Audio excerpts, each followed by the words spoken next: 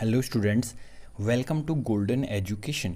आज मैं आपके लिए लेकर के आ रखा हूँ प्रोनाउन चैप्टर की most important spot the error. आपको पता ही है, मैंने प्रोनाउन चैप्टर कंप्लीट पढ़ा दिया है। प्रोनाउन की डेफिनेशन क्या होती है, प्रोनाउन के कितने टाइप्स होते हैं, प्रोनाउन के क्या कॉन्सेप्ट्स होते हैं, क्या क्या यूसेज होते हैं, क्या क्या यूजेज होते हैं और उसके मोस्ट इंपॉर्टेंट रूल्स, तो वो मैंने सारे पढ़ा दिए हैं। अब मैं आपके लिए टॉप 100 जो MCQ है वो लेकर के आऊँगा, जिसमें कि मैं स्पॉट द एरर आपके लिए लेकर के आऊँगा। जैसे मैंने नाउन में पढ़ाया था कंप्लीट, पहले नाउन चैप्टर पढ़ाया, उसके बाद नाउन की मैं स्पॉट द एरर लेकर के आया था। उसी तरीके से प्रोनाउन चैप्टर मैंने कंप्लीट पढ़ा दिया है और आज मैं आपके लिए लेकर के आ रखा हूँ मोस्ट इंपॉर्टेंट जो प्रीवियस ईयर में पूछे जा चुके हैं वो क्वेश्चन, और टॉप 100 क्वेश्चन में लेकर के आऊँगा प्रोनाउन चैप्टर से रिलेटेड।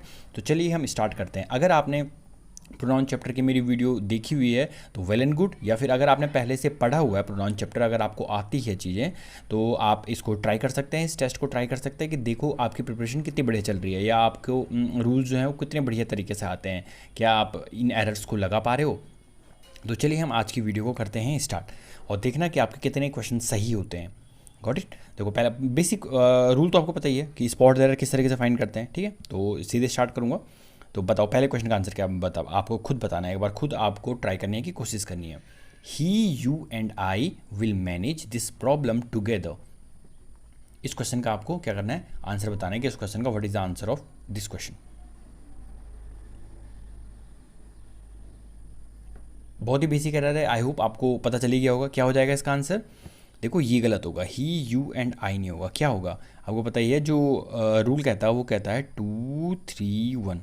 याद रहा 2 3 1, 2 3 1 मतलब सेकंड पर्सन, थर्ड पर्सन और फर्स्ट पर्सन। अब पर्सन के बारे में आपको पता ही होगा, फर्स्ट पर्सन कौन होता है, फर्स्ट पर्सन जो होता है स्पीकर, कौन होता है स्पीकर। सेकंड पर्सन कौन होता है लिसनर, और थर्ड पर्सन क्या होता है हुम वी टॉक अबाउट, इसके बारे में हम बात करते हैं। ठीक है, तो वो होता है। तो यहाँ पर ये 2 3 1 वाला रूल चलेगा, गलत हो जाएगा। इसका आंसर क्या आ जाएगा, यू, ही एंड आई। क्या आ जाएगा, बहुत ही बेसिक एरर, आई होप आपको पता चल गया होगा इसका आंसर। अगले क्वेश्चन का आंसर बताओ क्या हो जाएगा। I, you and he must attend the seminar on career guidance. ये भी काफ़ी इजी है, आप बता दो कि मुझे पता है, अगर आपने थोड़ी बहुत चीज़ें पढ़ी हुई हैं तो। देखो इसका करेक्ट ऑर्डर क्या हो जाएगा, दोबारा इसका करेक्ट ऑर्डर हो जाएगा यू, ही एंड आई। क्या हो जाएगा करेक्ट ऑर्डर, वही सेकंड पर्सन, थर्ड पर्सन और फर्स्ट पर्सन। जब भी पॉजिटिव बात बोलते हैं तो आपको इस तरीके से बोलना है, सेकंड पर्सन, थर्ड पर्सन और फर्स्ट पर्सन। ठीक है, तो will attend the seminar on their guidance today. तो आपको बताइए कि जब भी दो तीन नाउन या दो नाउन अलग अलग जो, सॉरी गलती हो गई, जब भी तीन प्रोनाउन या दो प्रोनाउन अलग अलग जो होते हैं वो एक साथ आते हैं तो उसका ऑर्डर क्या होता है 2 3 1, मतलब second person, third person and first person. ठीक है, तो इसका आंसर क्या हो जाएगा, you, he and I. I hope आपको पता चल गया होगा, बहुत बेसिक बात है। हाँ, और एक मैं आपको बहुत इंपॉर्टेंट बात बता दूं, चलो ठीक है।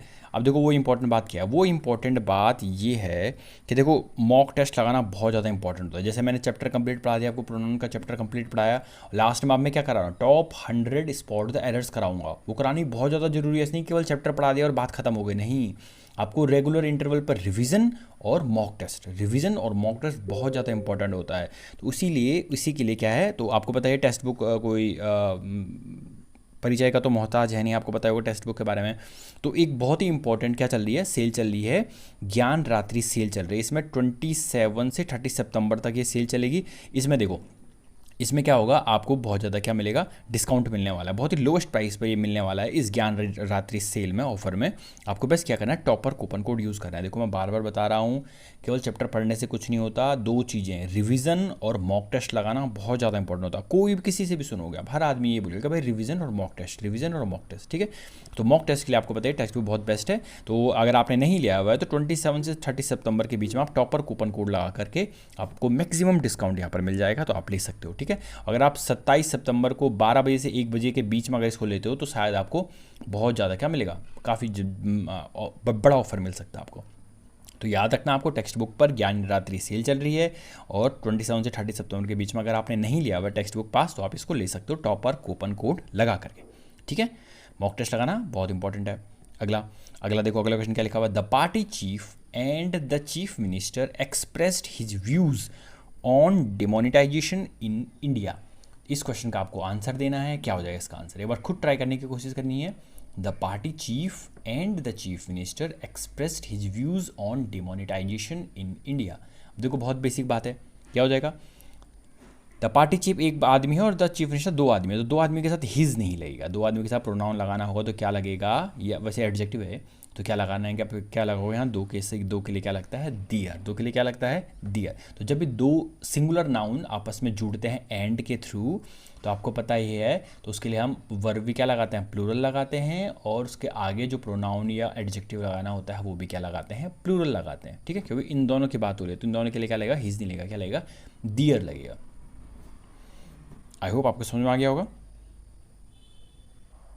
अगला बताओ, क्वेश्चन नंबर 4 का आंसर बताओ। मिस्टर बुधरानी, ठीक है, नाम ये है, mister Budhrani my friend and professor is known for their good behaviour. इसका आपको आंसर बताना है, क्या हो जाएगा इसका आंसर।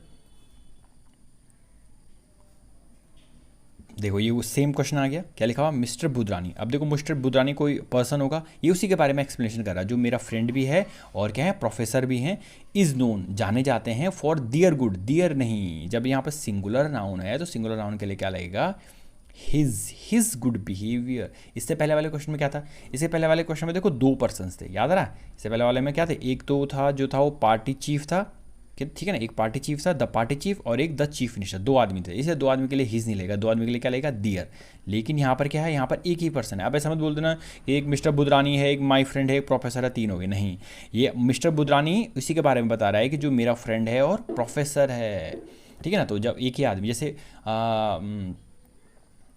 जैसे आशीष सर कॉमा गोल्डन येसो, तो आशीष सर और गोल्डन एसो दो अलग अलग थोड़ी ना, आशीष सर और गोल्डन एसो एक ही है, ठीक है ना। तो आपको क्या बोलेगा, आशीष सर कॉमा गोल्डन एसो is a very good person, इस तरीके से। तो मिस्टर बुधरानी जो मेरा फ्रेंड और प्रोफेसर है, इज इसलिए तो वर्ब भी सिंगुलर है, क्योंकि ये सिंगुलर है तो इसलिए वह सिंगुलर सब्जेक्ट है, तो वर्ब भी सिंगुलर, इसलिए उसके साथ जो आगे आने वाला एडजेक्टिव या प्रोनाउन है वो भी क्या लगेगा, सिंगुलर लगेगा। तो बुधरानी के हिसाब से क्या लगेगा, हिज, ठीक है, बता दिया मैंने आपको कॉन्सेप्ट। नेक्स्ट वन, खुद भी ट्राई करो, कोशिश करो कि आपको कितना आ पा रहा है। अगर आपने मेरी वीडियोस देखी हुई है या नहीं देखी हुई तो गोल्डन एजुकेशनल प्लेलिस्ट में जाके चेकआउट कर सकते हैं, और अगर आपको पहले से चीज़ें आती हैं तो आप बताइए, इन क्वेश्चंस का आंसर बताइए। The manager as well as the clerks absented themselves yesterday, क्या हो जाएगा इसका आंसर। ऐसे क्वेश्चंस बहुत आते हैं। देखो इसका आंसर होगा द मैनेजर, इसका आंसर क्या हो जाएगा, the manager as well as the clerks absented themselves नहीं होगा, होगा हिमसेल्फ। क्या होगा, हिमसेल्फ। क्यों, क्योंकि यहाँ पर जो वर्ब आ रखी है वो मैनेजर के हिसाब से आ रखी है, जो सब्जेक्ट है, मेन सब्जेक्ट है वो मैनेजर है, इसलिए वर्ब मैनेजर के हिसाब से आ रखी है एब्सेंटेड, और इसलिए जब ये मेन सब्जेक्ट है, ये मेन वर्ब है, तो इसी के साथ मेन सब्जेक्ट के अकॉर्डिंग मेन वर्ब आती है, मेन वर्ब के अकॉर्डिंग क्या आता है, आगे आने वाला एडजेक्टिव या प्रोनाउन भी लगेगा। तो प्रोनाउन मैनेजर के हिसाब से देमसेल्व्स नहीं लगेगा, मैनेजर के हिसाब से क्या लगेगा, हिमसेल्फ लगेगा, ठीक है। क्योंकि आपको पता ही है कि जब भी दो नाउन एज वेल एज के साथ जुड़ते हैं तो हम हमेशा जो मेन सब्जेक्ट मानते हैं वो किसको मानते हैं, फर्स्ट वाले को मानते हैं। किसको मानते हैं, जब भी दो प्रोनाउन, ठीक है ना, जब भी दो प्रोनाउन या दो नाउन, प्रोनाउन बोलो या दो नाउन बोलो, अगर एज वेल एज के साथ जुड़े हुए हैं तो हमेशा जो मेन सब्जेक्ट होता है वो पहले वाला होता है। कौन सा वाला होता है, पहले वाला होता है। एक्चुअली में जो एज वेल एज है इसको एज ए प्रीपोजिशन करने कंसिडर करते हैं, और इसके बाद वाला प्रीपोजिशन का ऑब्जेक्ट हो जाता है, ठीक है। उतना डीप में आपको जाने की जरूरत नहीं है, बाकी मैंने आपको बता दिया। जैसे मैं एग्जाम्पल भी दे दूँ, Rohan as well as his friends is doing his work, हो जाएगा, क्या हो जाएगा, Rohan as well as his friends is doing his work, ठीक है ना। तो Rohan as well as his friends are नहीं होगा, Rohan as well as his friends is हो जाएगा, ठीक है। अगला देखो क्या लिखा हुआ है, अगला देखो, हाँ, क्वेश्चन नंबर 6, क्वेश्चन नंबर 6 क्या कह रहा है, every boy and every girl will do his best to pass the exam.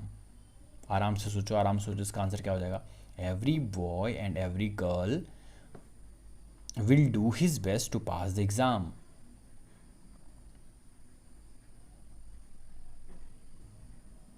ठीक है, अब देखो इसका आंसर क्या हो जाएगा, क्या आपको आता है, एक बार खुद ट्राई करने की कोशिश करो, क्या हो जाएगा इसका आंसर।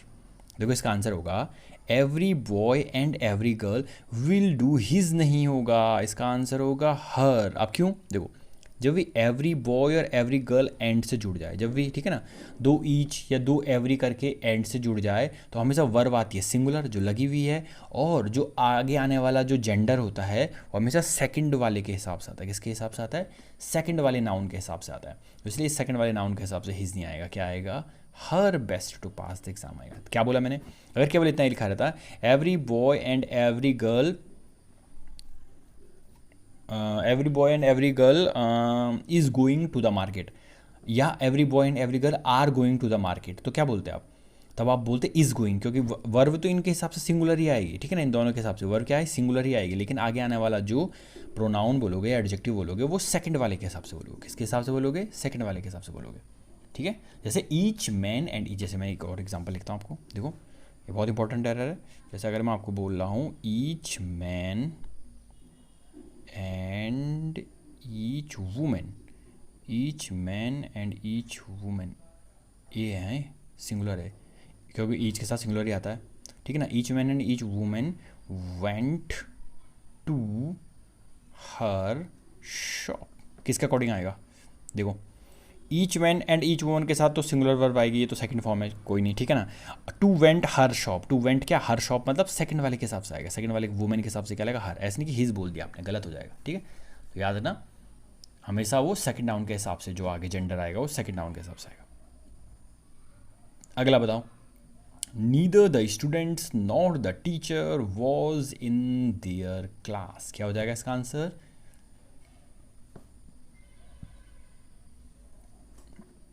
बहुत बेसिक है, इधर और, नीदर नॉर, ईच एवरी, ये सब के सब डिस्ट्रीब्यूटिव प्रोनाउंस होते हैं। Neither the students nor the teacher was, अब देखो नीदर नॉर ईदर और ये सारे वर्ब कैसे लेते हैं?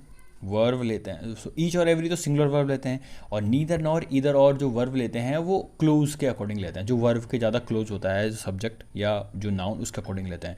यहाँ पर वर्ब है वॉज, इसके ज़्यादा नज़दीक कौन है? स्टूडेंट्स है या टीचर है? टीचर है, तो वॉज वर्ब लेगा टीचर के अकॉर्डिंग, तो टीचर के अकॉर्डिंग तो वॉज बिल्कुल सही आ रखा है। अब जब मेन सब्जेक्ट ये मान लिया, मेन वर्ब ये मान ली, तो मेन सब्जेक्ट के अकॉर्डिंग ही तो प्रोनाउन या एडजेक्टिव आएगा, तो द टीचर सिंगुलर है, तो इसके हिसाब से दियर नहीं आएगा, क्या आएगा? टीचर के हिसाब से क्या आ जाएगा? हिज, क्या लगा होगा यहाँ पर? हिज। आ रही बात समझ में क्या बोलना चाह रहा हूँ?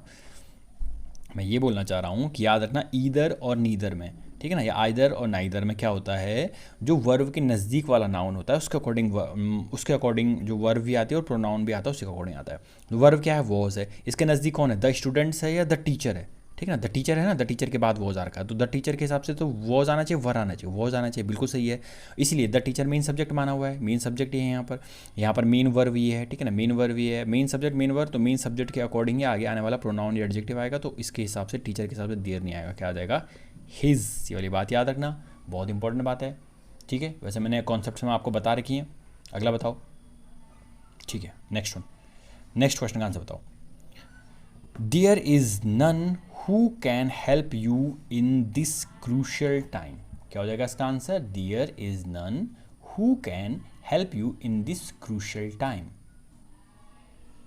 इसका आंसर हो जाएगा, देखो इसका आंसर हो जाएगा देयर इज नन हु, नहीं हो जाएगा, इसका आंसर क्या हो जाएगा? That. There is none that can help you in this crucial time, क्या हो जाएगा? That can help you in this crucial time, इसका आंसर हो जाएगा, ठीक है। तो याद रखना ये वाली बातें, क्या बातें? हु आपको पता ही होगा, मैंने पहले भी बता रखा आपको, रिलेटिव प्रोनाउन में हु हमेशा ह्यूमन बीइंग के साथ लगता है, किसके साथ लगता है? ह्यूमन बीइंग के साथ। और डैट ह्यूमन बीइंग और नॉन लिविंग दोनों के साथ लग जाएगा, और विच जो लगेगा वो किसके साथ लगता है? हमेशा एनिमल के साथ लगता है या नॉन लिविंग थिंग के साथ लगता है, ठीक है। क्या बोल रहा हूँ? हु हमेशा ह्यूमन बीइंग के साथ लगता है, यहाँ पर ह्यूमन बीइंग की तो बात हो नहीं रही है, और जो विच लगता है वो नॉन लिविंग के साथ लगता है या एनिमल के साथ लगता है, और बाकी कई जैसे डिफरेंट सब्जेक्ट डिफरेंट वर्ड्स होते हैं उनके साथ डैट लगता है, जनरली जैसे द सेम, नन, नथिंग, ऐसे यहाँ जैसे यहाँ पर नन लिखा रहा है ना, तो इनके साथ क्या लगेगा? डैट लगेगा।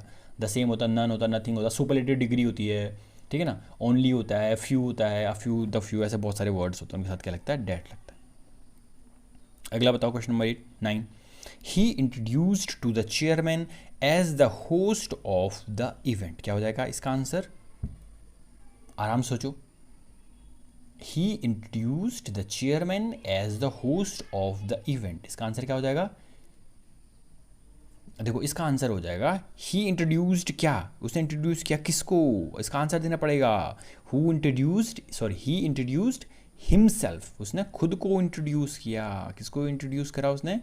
खुद को। Introduced himself to the chairman as the host of the event, ठीक है। तो याद रखना इनके साथ रिफ्लेक्सिव प्रोनाउन आता है कई वर्ड्स के साथ, तो वो वर्ड्स याद होने चाहिए, जैसे क्या होता है?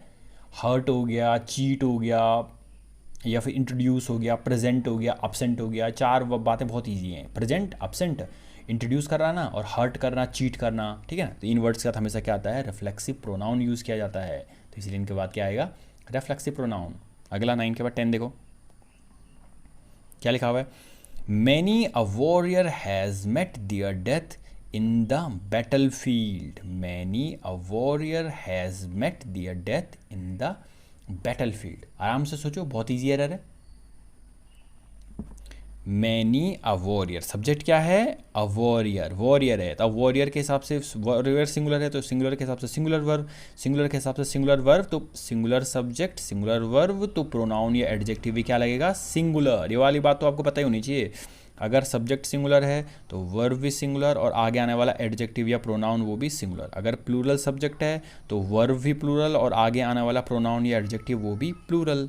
ठीक है, बहुत बेसिक बात है, आई होप आपको पता चल गया होगा। ठीक है ना। तो many a warrior, a warrior singular है, अ वॉरियर के हिसाब से हैज़ मेट है, वरना हैव आता अगर प्लूरल होता तो, ठीक है ना, इसलिए हैज़ आ रखा है, सही है, इसलिए आगे दियर नहीं आएगा, दियर तो प्लूरल होता है, तो क्या लगाना पड़ेगा, हिज, क्या लगाना पड़ेगा, हिज डेथ। ठीक है, नेक्स्ट वन, नेक्स्ट वन क्या लिखा हुआ है, none of these two officers has been looking after his department well. तो क्या हो जाएगा इसका answer, none of these two officers has been looking after his department well। देखो बहुत बेसिक बात है, आपको पता होगा, दो के साथ किसका यूज़ होता है, दो के साथ तो नीदर होता है, होता नहीं होता नीदर। अगर दोनों में से कोई भी नहीं होगा तो क्या होगा, नीदर का यूज़ किया जाता है, ठीक है ना। तो क्या हो जाएगा, नन नहीं लेगा। याद रखना, जो नीदर होता है NEITHER, नीदर, और ईदर EITHER, ईदर, इनका प्रयोग दोनों में से कोई नहीं, इसका प्रयोग दो में से कोई एक। अगर दो से ज़्यादा हो जाते हैं तो दो से ज़्यादा के लिए नीदर की जगह पे क्या लगा दोगे, नन, और ईदर की जगह पे क्या लगा दोगे, इधर की जगह पे लगा दोगे। वैसे यहाँ पर आता है मेरे हिसाब से ऑल तो नहीं आता है, यहाँ पर आता है, ध्यान से बात हट गई, नीदर का नन होता है, ईदर का एनी होता है, इधर का क्या होता है, एनी, ठीक है ना, इधर क्या होता है, एनी होता है। तो ये वाली बात याद रखना, दो में से कोई नहीं तो नीदर, दो में से कोई एक तो ईदर, दो से ज़्यादा में से कोई भी नहीं तो नन, और दो में से ज़्यादा में से कोई भी एक तो क्या, एनी। ठीक है, आया समझ क्या बोलना चाह रहा हूँ। तो इसे देखो, यहाँ पर दो की बात हो रही थी ना, कि दो में से कोई भी नहीं, तो दो में से कोई भी नहीं तो दो के लिए तो नन नहीं लगता, क्या लगता है, नीदर लगता है, क्या लगता है, नीदर, बता दिया मैंने। ठीक है, लेकिन अगर तीन बोलना होगा तो क्या बोलोगे, जैसे none of 3 flowers is red, ठीक है ना, तो यहाँ पर तीन की बात हो रही है ना, तब नन लगा दोगे, ठीक है। लेकिन अगर दो की बात होगी, नीदर ऑफ द 2 टीचर्स, हाँ अब नीदर सही है, ठीक है। अगला नेक्स्ट वन, नेक्स्ट वन क्या लिखा है, नेक्स्ट वन लिखा हुआ, his Elder brother is more intelligent than him. क्या हो जाएगा इसका answer, his Elder brother is more intelligent, बहुत अच्छी एरर है, क्या हो जाएगा इसका आंसर, सोचो आराम से, अगर आपने कॉन्सेप्ट पढ़े हुए हैं तो। देखो ये मैंने बता रखा आपको, his Elder brother is more intelligent than him नहीं होगा। एक्चुअली में जो कंपैरिजन होता है ना, हमेशा ये बात याद रख लेना, जो कंपैरिजन होता है ना वो सेम पर्सन में होता है, किस में होता है, सेम पर्सन। सेम पर्सन मतलब, सेम पर्सन मतलब, या सेम केस में, सेम केस मतलब सब्जेक्टिव केस, नॉमिनेटिव, या सब्जेक्टिव केस, ऑब्जेक्टिव केस, ठीक है ना। देखो अगर सब्जेक्टिव केस है तो इसका कंपैरिजन सब्जेक्टिव केस के साथ ही होगा, अगर ऑब्जेक्टिव केस है तो इसका कंपैरिजन ऑब्जेक्टिव केस के साथ ही होगा, ठीक है ना। अब सब्जेक्टिव केस ऑब्जेक्टिव केस तो पता ही होगा, जैसे मैं बहुत ही वैसे बता रखा मैंने, ठीक है ना, जब मैं कॉन्सेप्ट बता रहा था। अगर मैं बोल रहा हूँ आई लाइक यू, ये वर्ब है, वर्ब से पहले वाला सब्जेक्ट सब्जेक्टिव केस, और वर्ब के बाद वाला ऑब्जेक्ट, तो ये ऑब्जेक्टिव केस बस, ठीक है। जैसे सब्जेक्टिव केस क्या होता है, आई सब्जेक्टिव होता है, आई का ऑब्जेक्टिव क्या होता है, मी, और इसका पॉजेसिव क्या होता है, माई या फिर माइन, ठीक है, ये होते हैं, बस ये होता है सब्जेक्टिव ऑब्जेक्टिव केस। तो हिज एल्डर ब्रदर, यहाँ पर his Elder brother subjective case है, इज मोर इंटेलिजेंट देन, अगर ये सब्जेक्टिव केस है तो इसका कंपैरिजन भी सब्जेक्टिव केस के साथ होगा, लेकिन हिम तो ऑब्जेक्टिव केस है, जैसे ही सब्जेक्टिव केस होता है, ही का क्या होता है, हिम ऑब्जेक्टिव केस होता है, इसका पॉजेसिव केस क्या होता है, हिज, ठीक है ना। तो देन हिम नहीं होगा, क्या होगा, देन ही। सब्जेक्टिव केस का कंपैरिजन, क्योंकि सब्जेक्ट है, ये इज वर्ब है, वर्ब से पहले वाला सब्जेक्ट, तो सब्जेक्टिव केस का कंपैरिजन सब्जेक्ट के साथ होगा, तो हिज एल्डर ब्रदर का कंपैरिजन ही के साथ होगा, तो क्या आ जाएगा, हिम की जगह पे क्या आ जाएगा, ही। आया समझ में concept. Next one, the manager ordered the watchman to let the boys and I go in. क्या हो जाएगा इसका आंसर, आराम से सोचो, मैंने सारे के सारे एरर्स ऑलरेडी जो कॉन्सेप्ट है वो बता रखे हैं, अगर आपने नहीं देखे हुए हैं तो आप प्लीज़ जा करके, अगर आप एरर नहीं कर पा रहे हो तो आप गोल्डन एजुकेशन में जा करके प्लेलिस्ट बनी हुई है, वहाँ पर जाके चेकआउट कर सकते हो। और अगर आपको ऑलरेडी चीज़ें आती हैं, आपको लगता है कि नहीं मैंने तो पढ़ा हुआ प्रोनाउन चैप्टर, तो आप इन क्वेश्चंस को अटैम्प्ट करो, देखो मुझे कितना आ रहा है, ठीक है ना, क्या मैंने अच्छे ढंग से पढ़ा हुआ है।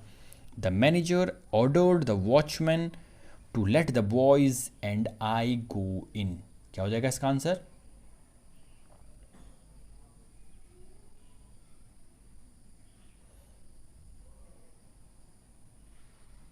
आराम से सोचो।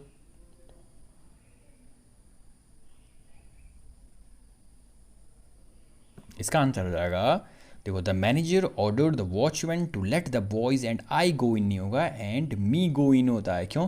क्योंकि जो लेट होता है, लेट के बाद हमेशा क्या यूज़ करते हैं? Objective case. लेट के बाद कौन सा केस आता है? ऑब्जेक्टिव केस आता है। Got it? जैसे बिटवीन के बाद या एक्सेप्ट के बाद, इनके बाद हमेशा जनरली जो बोलते हैं ना प्रीपोजिशन होता है, तो प्रीपोजिशन के बाद प्रीपोजिशन का ऑब्जेक्ट आता है। जैसे लेट यू एंड मी बोलते नहीं है, एग्जाम्पल है लेट यू एंड आई बोलोगे या मी बोलोगे? लेट यू एंड मी बोलोगे, क्योंकि लेट के बाद हमेशा कौन सा केस आता है? ऑब्जेक्टिव केस आता है। तो ऑब्जेक्टिव केस आता है तो बस उसी तरीके से लेट द बॉयज़, ये तो नाउन है, तो नाउन का सब्जेक्टिव ऑब्जेक्टिव केस तो सेम होता है, लेकिन प्रोनाउन का तो सेम नहीं होता। प्रोनाउन का आई सब्जेक्टिव केस और इसका ऑब्जेक्टिव केस क्या हो जाएगा? मी। तो late the boys and me, क्योंकि लेट के बाद क्या आता है? हमेशा ऑब्जेक्टिव केस आता है। जैसे एग्जाम्पल मैंने बता दिया आपको, लेट यू एंड मी या लेट यू एंड हिम, इस तरीके से, ठीक है। नेक्स्ट वन, अब देखो, अब मैं आपके लिए कुछ लेकर के आ रखा हूँ, कुछ वैसे कई बच्चों ने देख ही लिया होगा, ठीक है ना। तो अब देखो, एक बार खुद ट्राई करने की कोशिश करो, इनका आंसर क्या हो जाएगा, एक एक करके ट्राई करने की कोशिश करो। What is the answer of these questions, ठीक है, फिर मैं आपको बता दूंगा। बताओ, पहले वाले क्वेश्चन का आंसर बताओ क्या हो जाएगा। कई बच्चों ने देख लिया होगा वैसे। What is the answer of first question, ठीक है। एवरी मैन, क्योंकि मैं बहुत बेसिक एरर्स हैं, क्योंकि कई बच्चे 12 में एरर करते हैं, मतलब कंफ्यूज हो जाते हैं, इसलिए मैं इनको एक साथ लेकर के आ गया, ठीक है। अलग अलग बनाने से बढ़िया मैंने कहा इनको एक साथ कॉमन बना के देख लो। देखो आपको कितना आ रहा है। Every man must do their duty, बताओ क्या हो जाएगा। अभी मैंने बता भी दिया आपको क्या हो जाएगा इसका answer. Every man, each, every, either, neither सब कैसे लिए जाते हैं? सिंगुलर लिए जाते हैं। तो एवरी मैन मस्ट डू दियर क्या हो जाएगा? प्लूरल, क्योंकि देखो वर्ब कैसी है, सब्जेक्ट कैसा है? सिंगुलर। वर्ब कैसी है? सिंगुलर। तो प्रोनाउन भी कैसा आएगा या एडजेक्टिव भी कैसा आएगा? सिंगुलर। बताया था मैंने, singular subject, singular verb, singular pronoun या adjective. Plural subject, plural verb, plural pronoun या एडजेक्टिव। तो इसलिए दियर नहीं आएगा, क्या आ जाएगा? हिज। अगला बताओ, she is more intelligent than me, अभी बताया मैंने, क्या हो जाएगा? सी सब्जेक्ट केस है, इज़ वर्ब है, और कंपैरिजन हो रहा है, ज़्यादा इंटेलिजेंट है, देन से कंपैरिजन हो रहा है, तो सब्जेक्टिव केस का कंपैरिजन सब्जेक्टिव केस के साथ, तो मी क्या होता है? ऑब्जेक्टिव केस हो जाए, तो क्या हो जाएगा? I. He did it out of their envy, क्या हो जाएगा? ही डी, चलो मैं दिखा देता हूँ आंसर, वैसे आपको पता ही होगा, एक बार खुद ट्राई कर लो सारे के सारे। He did it out of their envy का क्या होगा? नहीं आ रहा तो स्किप करो, आगे बढ़ो। Neither of the two statements are true. अगला का देखो, it is you who is to be punished. आराम सोचो इनका क्वेश्चन, मैं आराम से आपको टाइम दे रहा हूँ, आराम सोचो, इनका आंसर बताओ, खुद सोचो एक बार, फिर मैं इनके सबका आंसर एक साथ बता रहा हूँ। Your need is greater than that of mind, बहुत बेसिक एरर्स हैं। Members of the family like one another, क्या हो जाएगा इसका आंसर?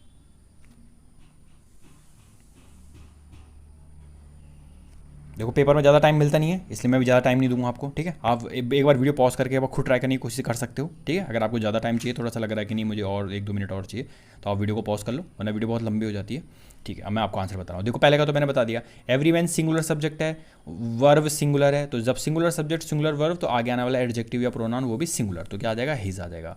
शी सिंगुलर है, is more intelligent then, comparison हो रहा है, तो सब्जेक्टिव केस का कंपैरिजन सब्जेक्टिव केस के साथ, तो शी के साथ सी का कंपैरिजन के साथ होगा आई के साथ, सब्जेक्टिव केस का कंपैरिजन सब्जेक्टिव केस के साथ। He did it out of their envy, देखो बहुत अच्छी एरर है, बहुत अच्छी एरर है।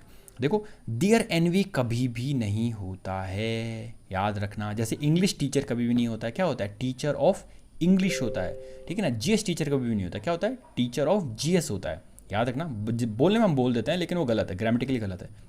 तो क्या हो जाएगा? He did it out of envy for them होता है, क्या होता है?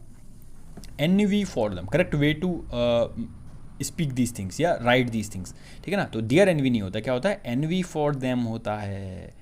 गलत क्या लिखा हुआ है, neither of two statement are true. अब देखो नीदर ऑफ, ईदर ऑफ के बाद जनरली दा लगाते हैं, क्या लगाते हैं, दा, ठीक है ना। तो आपने सुना भी होगा, पढ़ने में भी अटपटा लग रहा होगा। तो क्या बोलोगे, neither of the statement is true.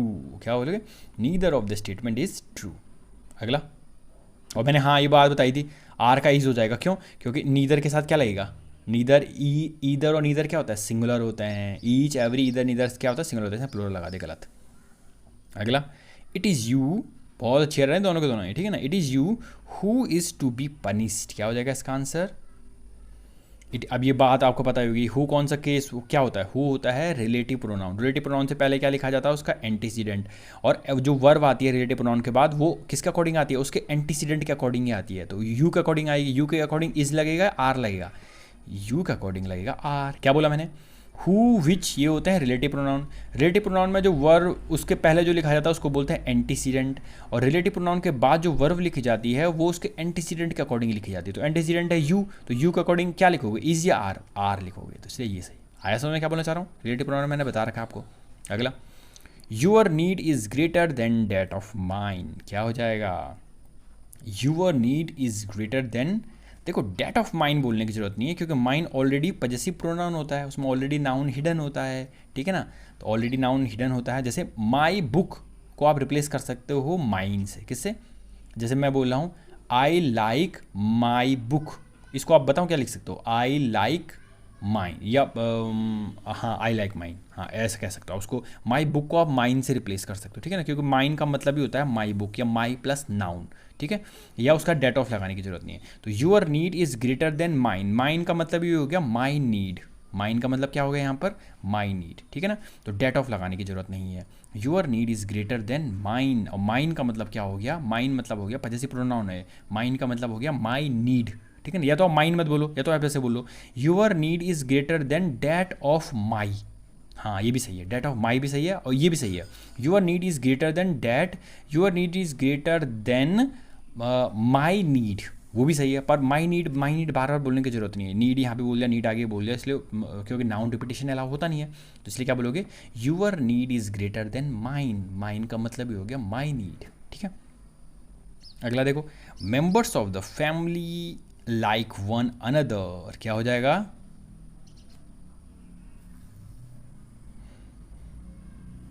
देखो यहाँ पर मेंबर्स ऑफ द फैमिली, अगर दो मेंबर की बात हो रही है तब, दो से ज़्यादा मेंबर की बात हो रही है तो वन अनदर सही है। अगर दो मेंबर की बात हो रही है तो क्या आएगा, ईच अदर आएगा। ये रेसिप्रोकल प्रोनाउन होते हैं, ठीक है। छोड़ो इसको, छोड़ दो, वैसे मैंने बता दिया इसका एक्सप्लेनेशन, ठीक है ना। अगर मेंबर पे डिपेंड करता है, मेंबर दो मेंबर की फैमिली है तब तो ईच अदर आएगा, क्योंकि दो के लिए ईच अदर आता है, पता होगा आपको, और दो से ज़्यादा मेंबर के लिए क्या आता है, वन अनदर आता है, ठीक है।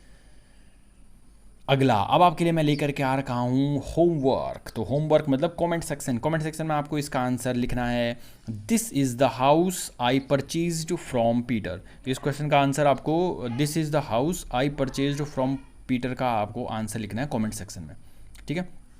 और सबसे इंपॉर्टेंट, वीडियो को क्या करना है, आपको लाइक करना है और कमेंट करना है, इस क्वेश्चन का आंसर को कमेंट करना है। और कमेंट क्या करना है, आपको अपने मार्क्स भी कमेंट करने हैं कि आपने जो ये टेस्ट दिया, प्रोनाउन का टेस्ट दिया, कितने मार्क्स आए आपके, ठीक है। अप्रॉक्सीमेटली मैंने 30 क्वेश्चन आपको पूछे, तो उन 30 क्वेश्चन में से आपको कितने लगेगी, कितने सही हैं आपके, ठीक है। एक बार काउंट करना है, कोशिश करनी है कि कितने आपके क्वेश्चन सही आ रखे हैं, राइट क्वेश्चन आपको टिक करना है, ठीक है ना। बताने के मेरे सर 20 सही हैं, 25 सही हैं, 23 सही हैं, 18 सही हैं, ठीक है। So that's all for the day. Stay tuned for more updates later another day.